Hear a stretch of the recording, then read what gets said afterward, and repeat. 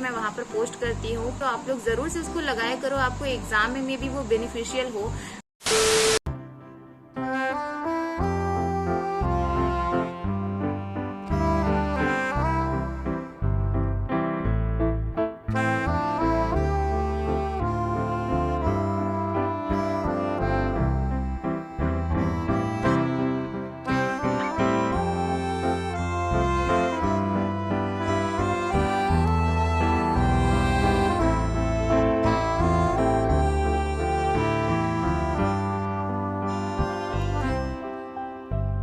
Hi guys, कैसे आप सभी लोग। उम्मीद करती हूँ आप सभी अच्छे होंगे और आप सबकी पढ़ाई भी अच्छे से हो रही होगी और मेरी भी बस अभी चली रही है। और मैंने लिया है अभी एक छोटा सा स्टडी ब्रेक।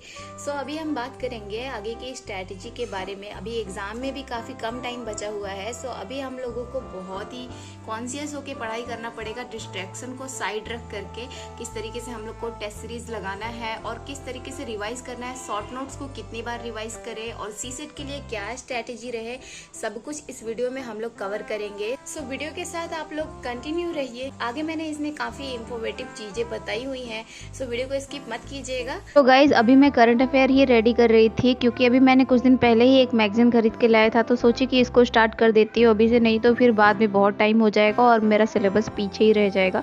तो इसके लिए मैं अपना करंट अफेयर अभी रेडी कर रही थी। फिर उसके बाद अभी मुझे क्लीनिंग वगैरह सब करना था, लेकिन मैंने सोचा कि पहले मैं स्टडी का 1 स्लॉट कंप्लीट कर लेती हूँ एंड देन उसके बाद मैंने झाड़ू वगैरह सब लगाया, नहाने गई।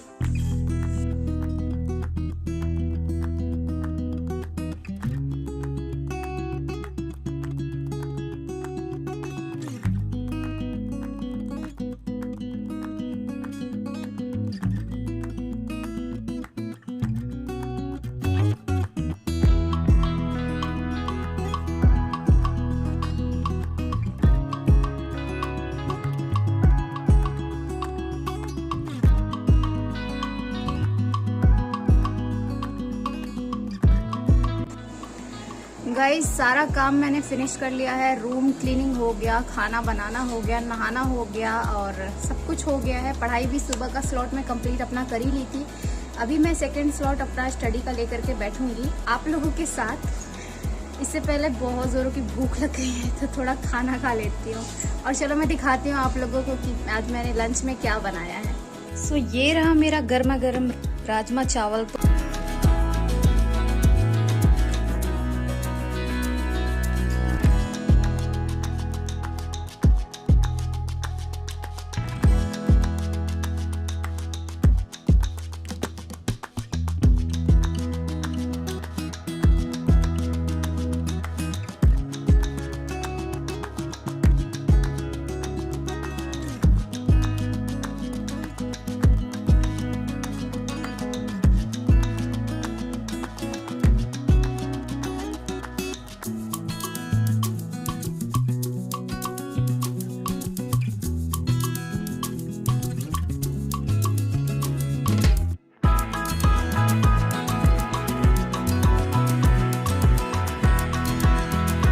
सो खाना खाने के बाद मुझे करना था अभी टेस्ट का एनालिसिस। तो मैंने अपना क्वेश्चन पेपर निकाला, जिसमें से मैंने देखा कि 140 में से मैंने कुल 129 क्वेश्चन अटेम्प्ट किया था, जिसमें से 41 क्वेश्चन मेरे गलत हो गए थे और 88 क्वेश्चन सही थे। अभी मुझे इसको प्रैक्टिस कर करके और ज़्यादा इम्प्रूव करना है। तो चलो गई साथ में मिल करके टेस्ट का एनालिसिस करते हैं।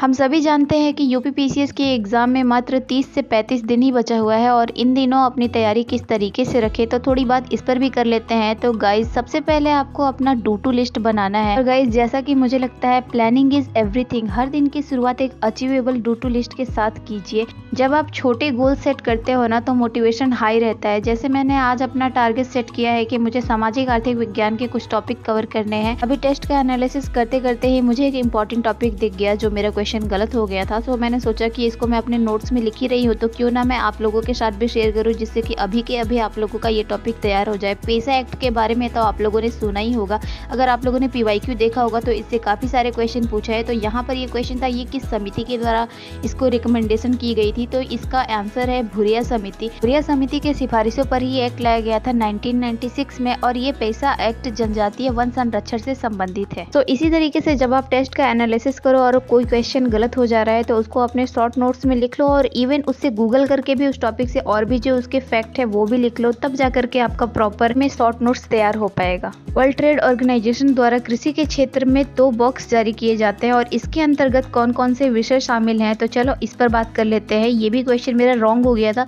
सो मैं इसको अपने शॉर्ट नोट्स में लिख रही थी, तो फिर अगेन मैंने सोचा कि इसको भी आपके साथ शेयर कर देती हूँ, जिससे आपका एक और टॉपिक रेडी हो जाएगा। वैसे ऐसा नहीं है कि टेस्ट लगाने से पहले मैंने ये टॉपिक पढ़ा नहीं था, मैंने इसको बहुत पहले पढ़ रखा है, लेकिन एंड मोमेंट पे मुझे इतना कंफ्यूजन हो गया कि मेरा क्वेश्चन ही रॉन्ग हो गया। सो मैंने सोचा कि इसको मैं फिर से अपने नोटबुक में लिख लेती हूँ, ताकि मैं इसको जब बार बार रिवाइज करूंगी तो ये मुझे अच्छे से याद हो जाएगा। फिर अगर मान लो एग्जाम में क्वेश्चन आया तो ये क्वेश्चन मुझसे गलत नहीं होगा। तो वर्ल्ड ट्रेड ऑर्गेनाइजेशन के द्वारा ग्रीन बॉक्स और ब्लू बॉक्स जारी किया जाता है कृषि के क्षेत्र में। तो ग्रीन बॉक्स में कृषि अनुसंधान और पौधा संरक्षण, ये 2 सब्जेक्ट शामिल हैं। और अब बात करते हैं WTO द्वारा जारी किए गए ब्लू बॉक्स सब्सिडी के बारे में। तो इसके अंतर्गत पहला सब्जेक्ट आता है बिजली, एंड सेकेंड है सिंचाई, और थर्ड है उर्वरक। तो ये सारे टॉपिक है, इसको आपको याद रखना है और कंफ्यूज तो बिल्कुल नहीं होना है। गाइज याद रखो, एग्ज़ाम से पहले की ये जो कुछ दिन है ना, बहुत इंपॉर्टेंट है, ये फाइनल पुश है, और अगर अब हम फोकस करके अपना बेस्ट देंगे तो रिजल्ट भी ज़रूर अच्छा होगा। हर दिन अपने आप को रिमाइंड करो कि आप ये कर सकते हो। सो सक्सेस के लिए एफर्ट्स तो आपको करने ही होंगे। लेकर सूरज से आग आग गाए जा अपना राग राग, आशाएं आशाएं कुछ ऐसा करके दिखा कि खुद खुश हो जाए खुदा, आशाएं हिले दिल की, उम्मीदें हंसे कल की। सो गाइस, मैंने पिछले वीडियो में जैसा कि आप लोगों से हिस्ट्री के कुछ इंपॉर्टेंट टॉपिक शेयर किए थे, तो आज हम बात करेंगे GS के अनदर टॉपिक पर। तो आज हम बात करेंगे ज्योग्राफी के इंपॉर्टेंट टॉपिक्स के बारे में, जिससे क्वेश्चन ज़्यादातर आने की संभावना रहती है। तो सबसे पहले इसमें आता है लोकेशन, और इसके बाद है मैपिंग। ये दोनों चीज़ को आपको कवर करना है, और मैपिंग को करंट बेस ही तैयार करना है। इसके बाद है आंकड़े, जितने भी कृषि के आंकड़े हैं, पशुधन आंकड़े, जितने भी आंकड़े हैं, इसमें आपको सब याद रखना है, यूपी प्लस भारत दोनों का। आई नो ये थोड़ा ज़्यादा है, लेकिन आपको क्या करोगे, एग्जाम में यही सब पूछता ही है, तो ये सब रेडी करना पड़ेगा।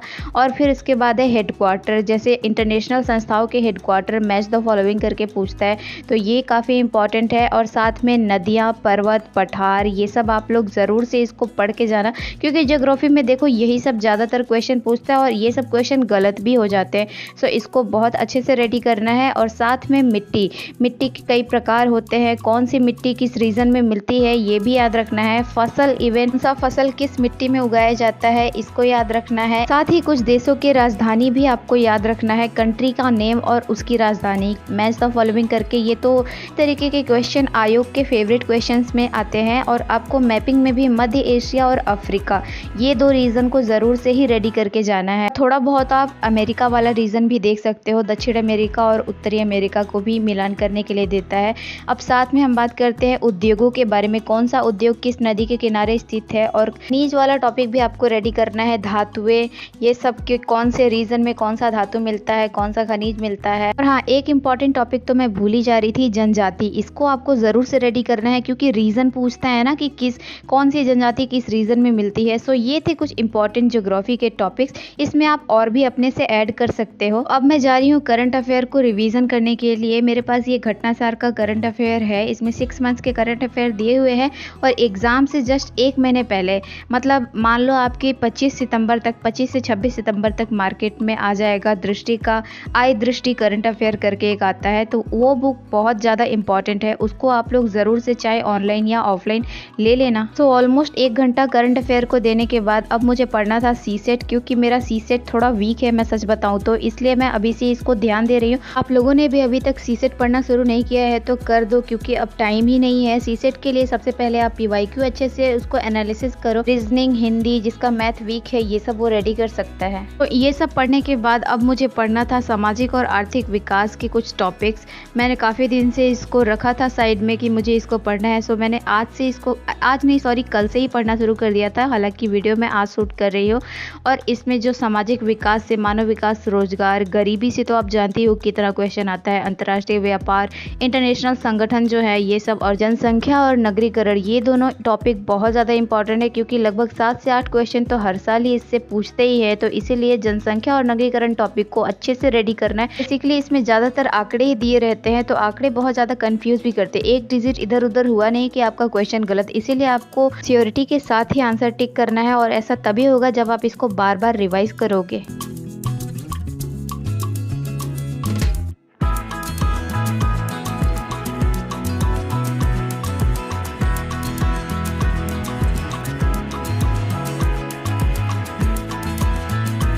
अब देखो मुझे एक क्वेश्चन ये दिख गया। इस तरीके के क्वेश्चन तो आप लोगों ने PYQ में भर भर के देखा ही होगा कि ये मिलान करने के लिए दिया है, कुछ योजनाएं हैं और जो सूचकांक है ये सबसे रिलेटेड। तो इसी के साथ मेरा ये टॉपिक तो कंप्लीट हो चुका था, और नेक्स्ट टॉपिक मैं नेक्स्ट डे शुरू करूँगी।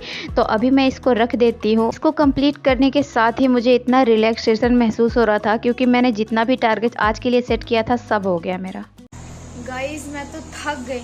अभी बज रहे हैं 8:30, ऑलमोस्ट 8:30 हो चुके हैं। 1 मिनट में आपको टाइम भी दिखा देती हूँ। तो अभी बज रहा है 8:30। सो गाइज ये था मेरा आज का शेड्यूल। आई होप कि आपको वीडियो अच्छी लगी होगी। और आज तो मेरा वैसे कुछ बहुत ज़्यादा टाइट शेड्यूल नहीं था। जिस दिन मुझे रिवाइज करना होता है उस दिन थोड़ा टाइट शेड्यूल होता है, और जिस दिन मुझे टेस्ट भी लगाना होता है। तो वैसे मैं अपना स्टडी का 2 दिन लेकर के चलती हूँ। मैंने अपने सारे सब्जेक्ट को 2 दिन में डिवाइड करके एक दिन में जितना भी पूर्वालोकन है GS का उसको पढ़ूंगी, रिवाइज करूंगी, और दूसरे दिन टेस्ट का एनालिसिस वगैरह करना, और करंट अफेयर ये सब। करंट अफेयर तो वैसे मैं डेली ही पढ़ती हूँ। और आगे घटना चक्र का जो मैंने आपको बताया ही, दृष्टि का आई वाला जो घटना चक्र आता है उसको पढ़ना है। अभी एग्जाम से 1 मंथ पहले वो आ जाएगा, तो उसको भी काफ़ी अच्छे से रेडी करना है। सो ये कैसे था मेरा आज का ये शेड्यूल। आई होप कि आप लोगों को वीडियो पसंद आई होगी। वीडियो पसंद आई है तो प्लीज़ वीडियो को लाइक कीजिएगा, शेयर कीजिएगा, और हाँ सब्सक्राइब भी कर लेना यार, ऐसे ही रोज मिलने के लिए। तो मिलते हैं आपसे नेक्स्ट वीडियो में। भगवान करे आपका दिन शुभ हो। Take care and tata. रुको जरा, सब्र करो। और हाँ, एक जरूरी बात मुझे आप लोगों से ये करनी थी कि मैं अपने चैनल पर डेली ही क्विज डालती हूँ, और वो क्विज कोई ऐसा वैसा क्वेश्चन में नहीं डालती हूँ। सारा PYQ वाला क्वेश्चन होता है, मैं ढूंढ करके ही डालती हूँ। PYQ के जितने भी क्वेश्चन रहते हैं अलग अलग सब्जेक्ट के मैं वहाँ पर पोस्ट करती हूँ क्विज के रूप में। तो आप लोग जरूर से उसको लगाया करो, आपको एग्जाम में भी वो बेनिफिशियल हो। अब एक्स्ट्रा नॉलेज तो आपका बढ़ेगा ही, और अगर ईश्वर की कृपा रही अगर वो पेपर में आ गया तो आप सोचो कितनी खुशी होगी ना यार। ये क्वेश्चन तो हम लोगों ने पहले भी इसको लगा रखा था, तो आपको वो बेनिफिशियल होगा जरूर से ही। तो आप लोग उसको लगाया करो, स्किप मत किया करो यार।